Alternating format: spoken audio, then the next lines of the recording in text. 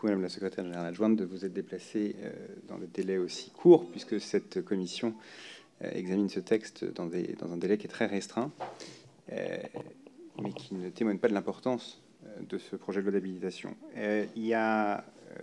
J'ai plusieurs questions, mais si vous me permettez, je vais suivre, puisque j'essaie de m'astreindre le plus possible compte tenu des délais de temps qu'on a, au projet de loi qui nous occupe aujourd'hui. Et du coup, si vous le permettez, je vais suivre la structure de ce projet de loi en vous posant des questions sur les 3 articles tels qu'ils sont conçus, enfin il y a les 4, mais les 3 principaux, à savoir le premier qui est plus relatif aux ressortissants britanniques, le deuxième qui est plutôt relatif aux ressortissants européens au Royaume-Uni, et le troisième sur les frontières. Sur le premier,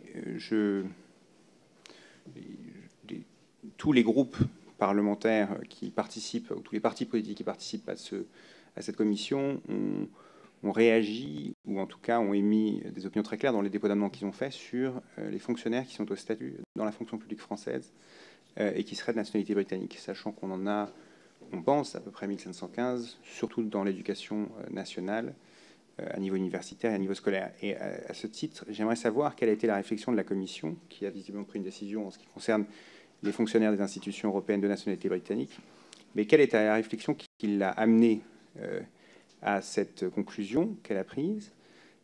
Ensuite, quelle exactement est la démarche du statut dans le cas de no deal? Je note que l'article 1 et l'article 2 de ce projet de loi s'appliquent que en cas de no deal. Du coup, en cas d'accord, le statut des fonctionnaires, est-ce que vous pouvez nous dire précisément quelles sont les restrictions et quels sont les changements potentiels à un statut de fonctionnaire britannique dans la fonction publique européenne en cas d'accord, et est-ce que ça a une incidence sur la fonction publique nationale?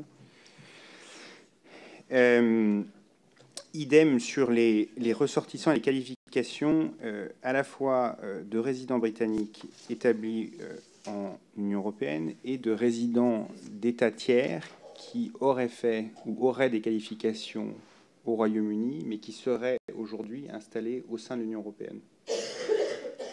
Sur l'article 2 relatif aux Européens, aux citoyens européens vivant, enfin aux citoyens européens moins les citoyens britanniques vivant au Royaume-Uni aujourd'hui, est-ce que vous pouvez nous donner plus d'éléments sur quelles seront les procédures et quelles seront les démarches et quels sont les droits en termes de reconnaissance de droits sociaux, par exemple, de droits à la retraite, la mobilité qui a permis à beaucoup de ces citoyens de se déplacer au Royaume-Uni, mais potentiellement dans plusieurs pays européens, et toute la structure qui leur remet sous-jacente est européenne.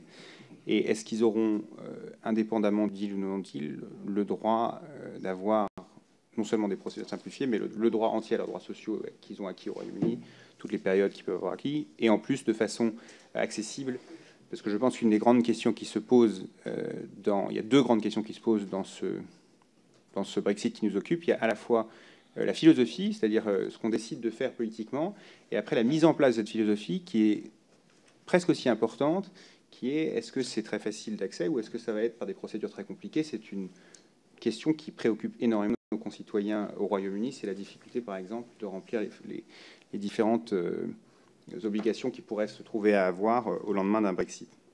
Et le troisième, c'est donc plutôt sur article de ce projet de loi qui est pour le coup étendu également en cas de deal, sur le contrôle frontière, alors qui variera en cas de si c'est un deal ou un non-deal. Mais j'ai 2 questions. La première, c'est qu'il est évident que la France, à travers le tunnel sous la Manche, a une frontière toute particulière avec le Royaume-Uni pour l'Union européenne, d'une dimension inégalée et qui dessert le continent entier. Plus que la frontière entre la France et le Royaume-Uni, c'est la frontière entre le continent et le Royaume-Uni. Et à ce titre, il est très clair que le trafic qui y est sous-entend un travail de coordination qui est nettement plus important qu'à n'importe quelle frontière portuaire. J'ai 2 questions sur ça. La première, c'est, vu qu'il va falloir, deal ou no deal, des créations d'infrastructures dans un temps assez rapide, est-ce que la Commission va prendre en considération des éventuels élargissements, par exemple en instaurant des corridors qui permettraient de faire du dédouanement plus éloigné des frontières, de l'arrivée nette du tunnel? Et la deuxième, c'est en prenant en compte la dimension européenne de cette artère, qui est vitale non seulement pour une partie, qui est vitale pour le Royaume-Uni, très importante pour une partie de notre économie en France, mais également très importante pour des chaînes de valeur qui vont jusqu'en Bavière et jusqu'en Italie. Est-ce que la Commission va ou prend en considération l'idée de débloquer des aides particulières dans le cadre de cette frontière qui est absolument exceptionnelle par son caractère au sein de l'Union européenne dans sa relation avec le Royaume-Uni? Merci beaucoup. Je crois que vous pouvez répondre à M. Holroyd de maintenant, puis ensuite les parlementaires s'exprimeront. Merci, Monsieur le Président, et merci pour toutes ces questions. Premier point, quelle était la réflexion de la Commission vis-à-vis des fonctionnaires de nationalité britannique employés par la Commission? Quand on rentre à la Commission européenne, on devient fonctionnaire européen. On a évidemment une sensibilité particulière qui vient du système d'éducation dans lequel on a été élevé et de la culture qu'on a acquise, mais notre identité devient celle d'un fonctionnaire européen. Et les fonctionnaires britanniques qui servent la Commission européenne depuis des années servent l'Europe et se sont toujours montrés extrêmement loyaux vis-à-vis de l'institution. Et la réflexion qui a été celle de la Commission et qui a confirmé effectivement le président Juncker suite à l'accord du Conseil européen le 25 novembre dernier, est qu'il n'y a aucune raison que ces fonctionnaires qui ont été loyaux vis-à-vis de l'institution et qui sont des fonctionnaires européens soient renvoyés ou doivent quitter leur fonction. Leur lien n'est pas avec l'administration britannique, il est avec l'administration européenne. Et c'est la raison pour laquelle nous les conserverons. La question, évidemment, est différente pour les nouveaux recrutements, puisqu'il y a dans la fonction publique européenne une condition de nationalité européenne pour pouvoir entrer dans la fonction.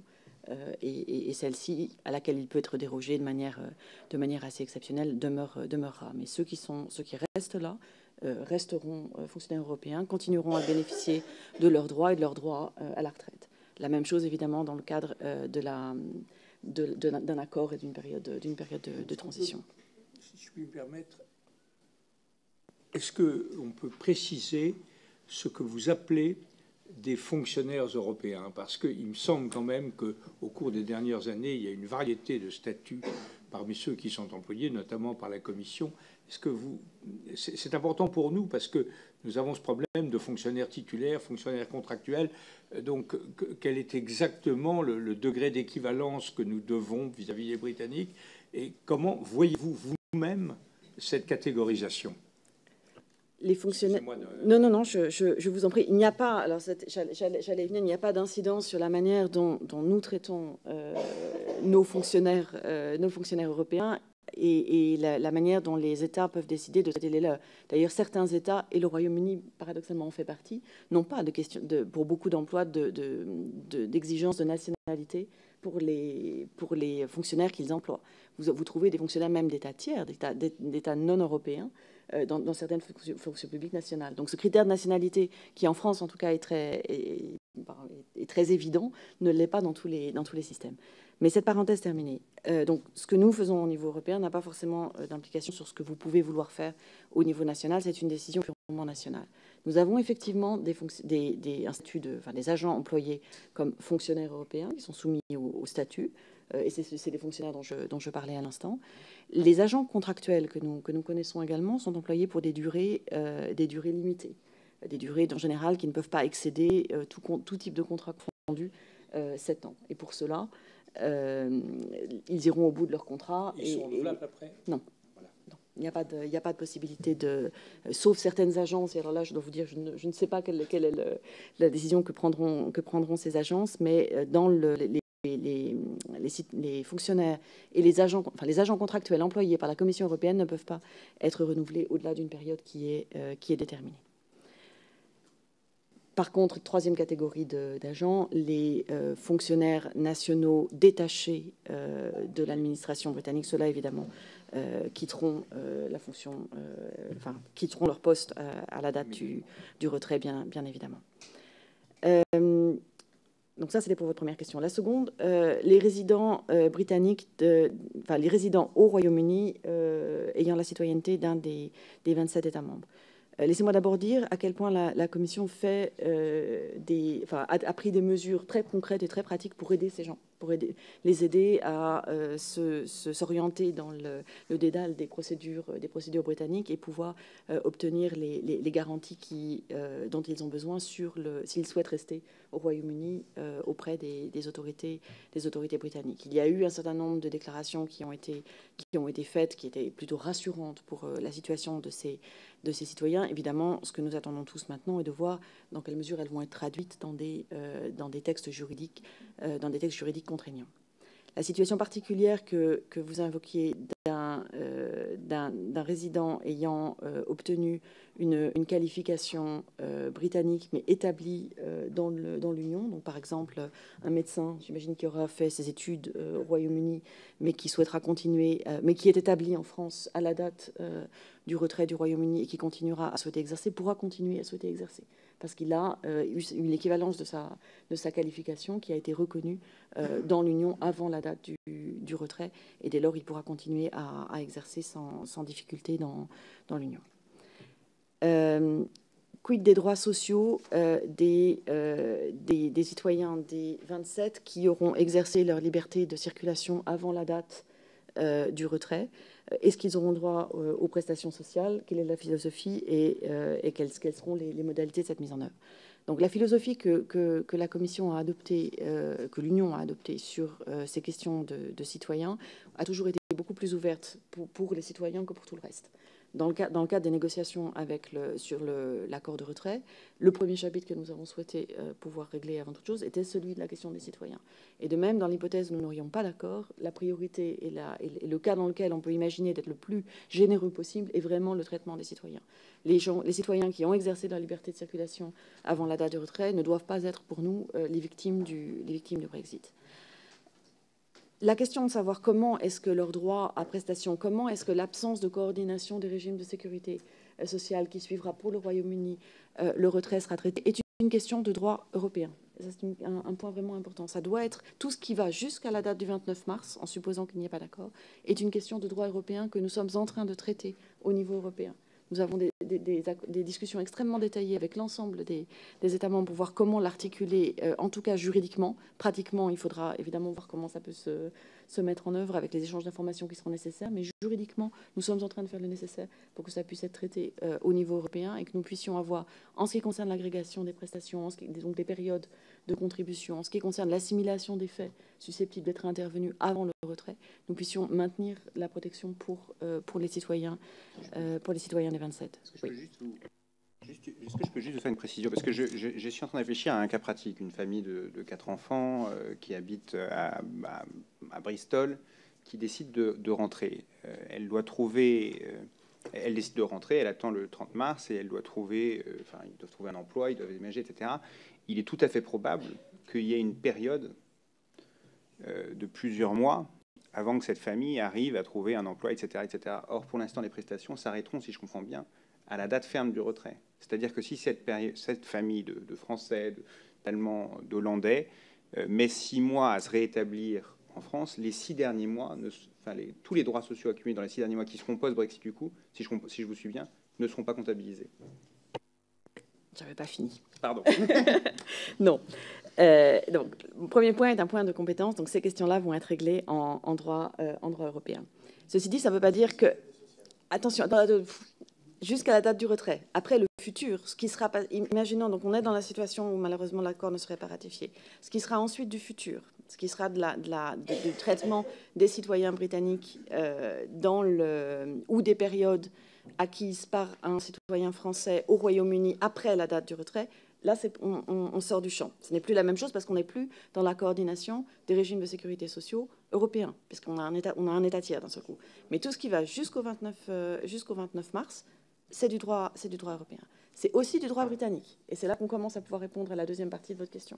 C'est aussi du droit britannique parce que les droits acquis par le travailleur, d'abord le travailleur français à Bristol ne sera pas licencié au jour du Brexit. Il continuera à avoir son emploi. Il peut souhaiter vouloir revenir en France, mais ce n'est pas pour ça qu'il va perdre ses revenus à la date du Brexit. Et s'il perd ses revenus à la date du Brexit, de toute façon, il aura aussi droit au régime britannique à bénéficier d'allocation chômage pour lesquels il aura contribué.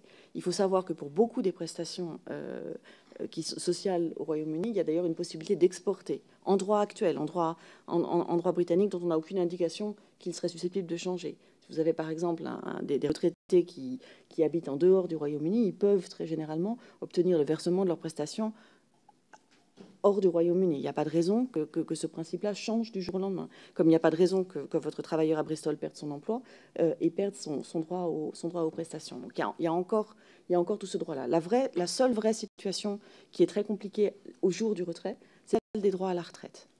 Parce que les droits à la retraite, vous ne pouvez pas revenir dans le temps. Si vous avez déjà 58 ans et que vous avez 10 ans de contribution qui ont été effectuées dans le système britannique avant la date du retrait, ces 10 années, on ne peut pas vous demander de les effectuer après, de les rajouter à votre temps de travail, ce serait totalement unique. Et là, il va falloir trouver une solution. Cette solution, encore une fois, elle requiert... Enfin, il y a deux distinctions. Il y a si on reste au Royaume-Uni et si on revient. Celui qui revient, on doit trouver une solution pour permettre, comme aujourd'hui, au système de sécurité sociale dans lequel, disons français, s'il vient s'installer en France, de prendre en compte ces périodes, comme il l'aurait fait dans le passé. Et après, vous avez la question du financement, mais pareil, rien ne dit que le Royaume-Uni arrêtera, s'il n'y a pas d'accord, de payer et de verser sa contribution au système de sécurité sociale français.